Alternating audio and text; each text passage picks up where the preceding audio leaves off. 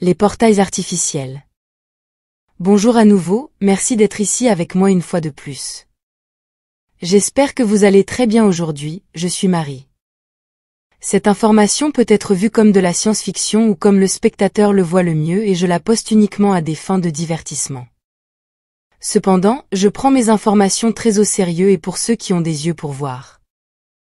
Je devais programmer la 4e partie d'Harry, le tigre Urma, pour aujourd'hui, mais j'ai eu quelques problèmes avec le générateur de voix pour Harry, alors j'ai décidé de partager d'abord les portails artificiels pendant que je règle le problème. Dans ma dernière vidéo sur les portails, j'ai expliqué les bases de pourquoi ils se produisent naturellement comme le résultat de dynamiques mathématiques complexes. Dans notre expérience, le monde réel, ce que nous vivons chaque jour, semble n'avoir rien à voir avec les mathématiques et je sais que beaucoup de gens y sont même allergiques. Pourtant, en comprenant comment fonctionne vraiment la réalité dans son ensemble, nous découvrons que tout est mathématique. Tout ce qui existe a des caractéristiques comme sa vitesse et sa masse comme résultat de la gravité qui le génère, et tout a des valeurs mathématiques, qui les représentent dans nos ordinateurs et modèles théoriques.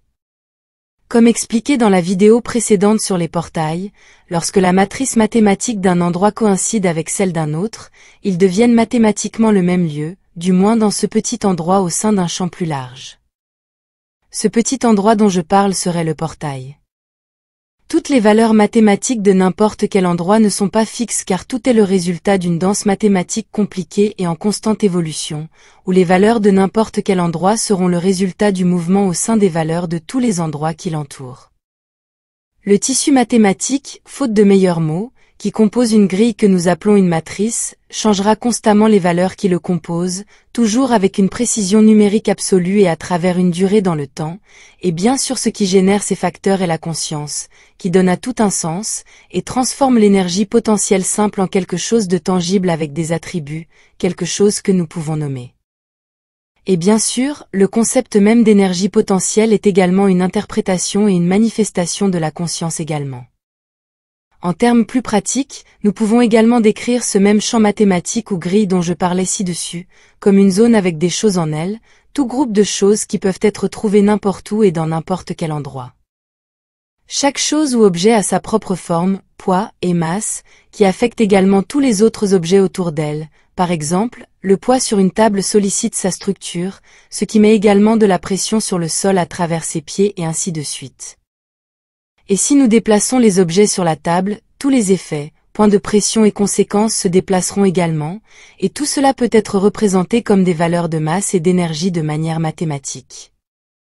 Dans le cas des portails naturellement présents, il existe des zones dans le monde matériel qui, dans certaines circonstances, deviennent une correspondance mathématique et énergétique avec une autre zone dans un autre endroit éloigné, ouvrant ainsi une déchirure dans l'espace-temps, que nous appelons un portail, dans lequel tout ce qui y pénètre se retrouvera dans l'autre endroit éloigné.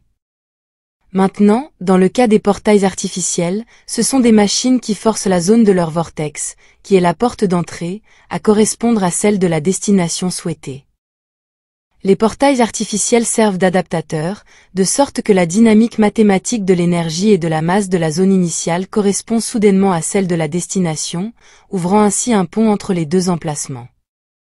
Un portail artificiel fonctionne selon le même principe qu'un moteur de traction en hyperespace, comme ceux que l'on trouve dans les vaisseaux spatiaux, où ces moteurs enveloppent tout le vaisseau dans un tore électromagnétique à haute énergie qui force toutes les valeurs de fréquence d'énergie et de vibration, qui définissent le vaisseau et sa relation existentielle avec son environnement, à correspondre à celle de sa nouvelle destination, le rendant ainsi incompatible existentiellement avec l'endroit où il se trouvait, et devient soudainement compatible avec l'endroit où il veut être. Littéralement, un vaisseau se démanifeste de son emplacement initial pour se remanifester lui-même plus tard, à la destination. Cela signifie qu'un vaisseau ne voyage pas du tout, il saute simplement d'un endroit à un autre, en modifiant simplement ses valeurs mathématiques existentielles et énergétiques, et ses valeurs de masse, toutes pouvant être contrôlées avec la plus grande précision par l'ordinateur de navigation des vaisseaux. Cet effet est également obtenu avec les portails artificiels, car il s'agit de la même technologie, mais à l'envers. C'est la différence, lorsqu'un vaisseau spatial s'enveloppe dans un cocon à haute énergie en forme de tore, afin de se changer lui-même, de changer la dynamique existentielle de fréquence et de vibration qui le définit, pour cesser d'être compatible avec un endroit et devenir compatible avec l'existence dans un autre. Dans le cas d'un portail artificiel, la machine ne change que la fréquence existentielle et la vibration de ce qui entre dans son vortex, sa porte ou sa bouche, sans changer la machinerie du portail elle-même. Cela signifie que le mécanisme reste à l'emplacement initial et ce qui est transporté vers un autre endroit est seulement ce qui entre dans la machine. La machine est un dispositif à haute énergie et à haut électromagnétisme, qui génère un point de concentration de fréquence et de vibration à l'intérieur de sa porte d'entrée, mais ne s'affecte pas lui-même. Le point de concentration est également obtenu avec des dynamiques énergétiques de forme toroïdale, tout comme le font les vaisseaux spatiaux, où le vortex intérieur du tor est l'entrée du portail artificiel, où la dynamique du flux d'énergie de retour du tor est guidée à travers des mécanismes supraconducteurs dans sa bordure extérieure, de sorte qu'il n'affecte pas la machine elle-même, comme c'est le cas pour les vaisseaux spatiaux. Comme pour les vaisseaux spatiaux, un ordinateur contrôle la sortie de fréquence exacte de la machine, de sorte que la fréquence existentielle et les caractéristiques vibratoires de ceux qui y entrent sont modifiées pour correspondre à celles de la destination souhaitée. Et tout cela est essentiellement réalisé en utilisant uniquement la modulation de fréquence du champ électromagnétique que le dispositif génère. Comme c'est le cas pour les vaisseaux spatiaux également, plus la destination prévue est différente de ses valeurs existentielles de fréquence et de vibration avec celles de ses points de départ initiaux, plus le vaisseau ou le dispositif aura besoin d'énergie pour réaliser l'ouverture d'un pont entre les deux emplacements, ou se déplacer vers cet emplacement. Il y a un autre facteur qui est la masse de l'objet que le portail a l'intention de sauter vers la destination, car les objets plus lourds ont besoin de plus d'énergie pour déplacer toutes leurs caractéristiques vibratoires et fréquentielles moléculaires de celles de leur origine, à celles de la destination. Les emplacements de destination qui se trouvent dans le même royaume existentiel sont plutôt faciles à connecter en utilisant des portails, ou en sautant directement avec un vaisseau spatial, comme c'est le cas pour sauter d'une planète dans l'espace à une autre, dans leur version matérielle. Les portails et les vaisseaux spatiaux ont la capacité de sauter dans un autre royaume existentiel, comme l'astral inférieur ou supérieur, mais avec des limitations.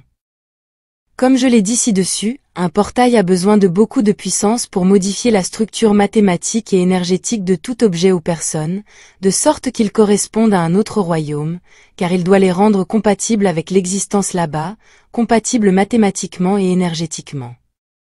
Et cela signifie que toutes les équations en énergie et en flux de gravité qui définissent son existence doivent s'insérer mathématiquement dans le tissu de la matrice qui forme chaque royaume.